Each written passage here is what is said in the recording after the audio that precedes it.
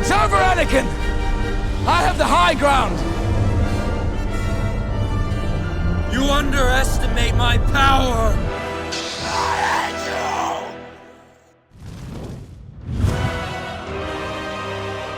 In Revenge of the Sith, Anakin burns on Mustafar after being defeated by Obi-Wan Kenobi.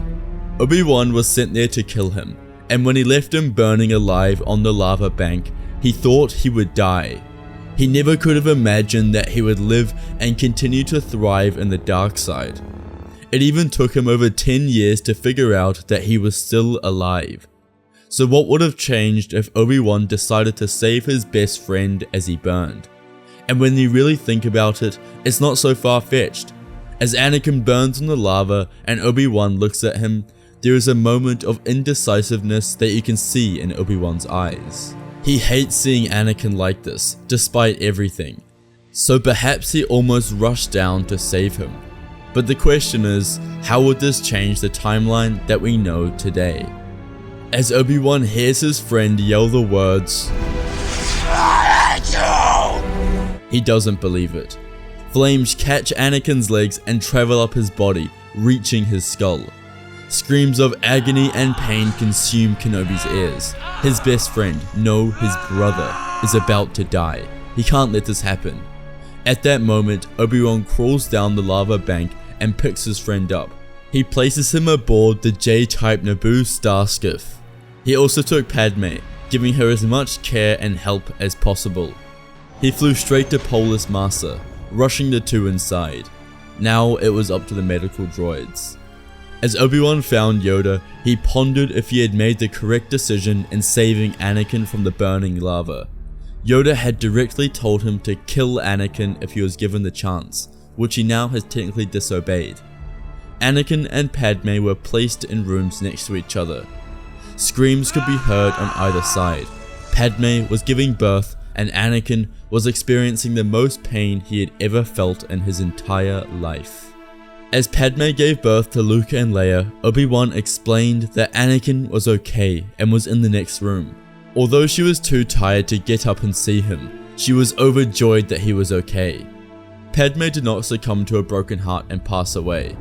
Hearing that her husband had survived and realizing that she had 2 children now meant that she would survive. In the rooms closest to her, the medical droids operated on Anakin's charred body. Since Obi-Wan had acted quickly and saved his friend, his wounds were not nearly as awful.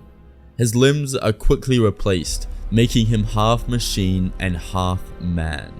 But through Obi-Wan's fast actions, Anakin's lungs did not suffer nearly as much damage as in the original timeline. This meant that he would make a full recovery.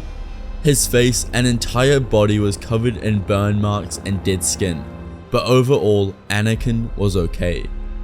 Once the droids had finished operating on him, Obi-Wan and Yoda were free to talk to him. Anakin was strapped to the operating bed, unable to move. At this point, Anakin is still drowning in the dark side. Obi-Wan and Yoda enter the room, their faces covered in disgust and disappointment. Obi-Wan speaks first, asking Anakin how he could do this after everything. He didn't understand what had changed. The last time he saw Anakin, he wished him good luck in his duel against Grievous. Was it all a lie? Yoda was focused on gaining answers. He demanded Skywalker to explain why he did what he had done. The tension builds in the room as Anakin remains silent, anger spitting from his eyes. Anakin knew that he had to escape fast so that he could save Padme. The longer he waited in here, the more likely she was to die. So obviously, Anakin thinks Padme is still in danger. He doesn't know that she has already given birth and survived the pregnancy. Anakin finally speaks. His words were fast. All he said was that Palpatine can save her. This was it. This is what Kenobi and Yoda were hunting to find out. Palpatine had promised Anakin that he could save Padme. It all made sense now. Obi-Wan explains to Anakin that Padme was still alive. He didn't understand what danger she was in. Anakin's expression completely shifted. He went from anger and hatred to shock, then relief. The Jedi told Anakin that Padme had given birth, and they know the children are his. Anakin's regret began to surface. As he hears the words of his former friends, he realizes that he has made a gigantic mistake. Palpatine had used him like a tool.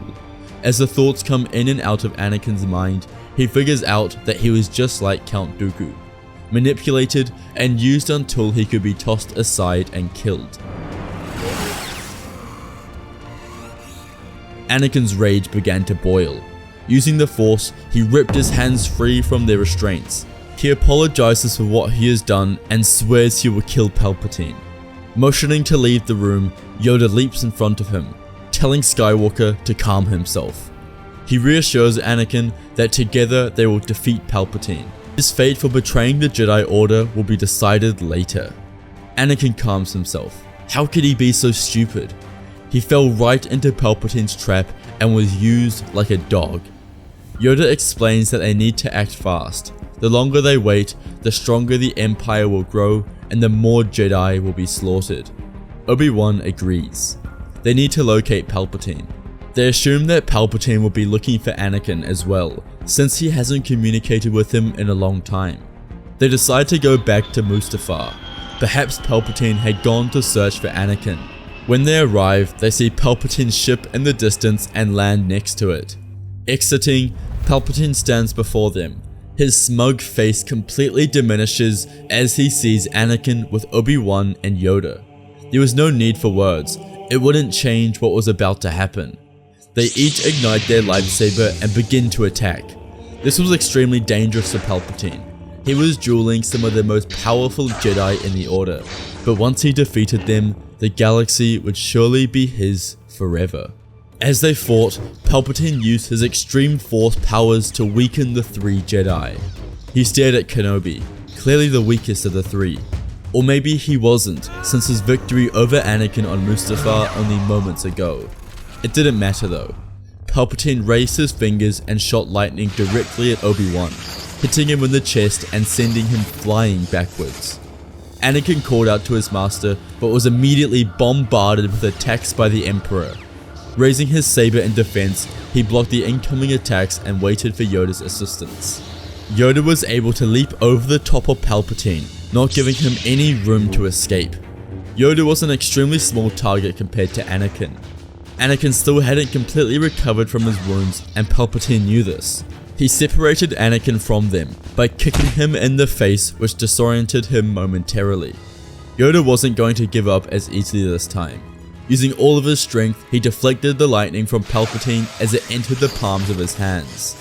But Palpatine was still too strong. He broke through and sent Yoda backwards, hitting the wall at force. By this time, Obi-Wan came back to life and was rushing for Palpatine, only to be lifted in the air by the Force and impaled through the chest. As his master Qui-Gon fell to a saber, so did he. Anakin screamed at his master's death. An expression of rage covered his face as he stared into Palpatine's eyes. Tapping into the dark side, Anakin's powers were unmatched. His anger and hate for Palpatine had never been so strong. After locking his blade with Palpatine's, he choked him in the air with his fingers. His dark side power was like none other as he went to deliver the final strike. Yoda called out to him to stop, but Anakin didn't listen. He swung the lightsaber across his neck, causing his severed head to hit the floor. Yoda was worried that Anakin had once again fallen to the darkness, but Anakin said that it was over.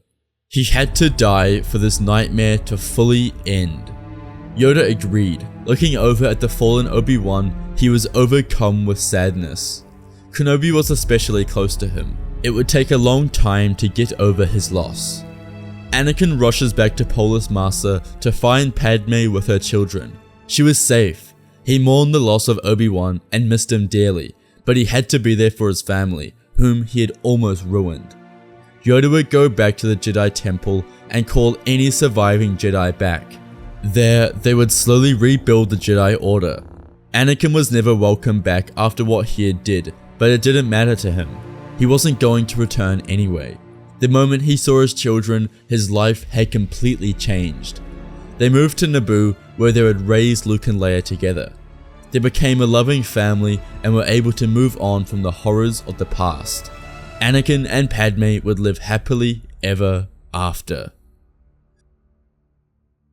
Thank you guys so much for watching today's video.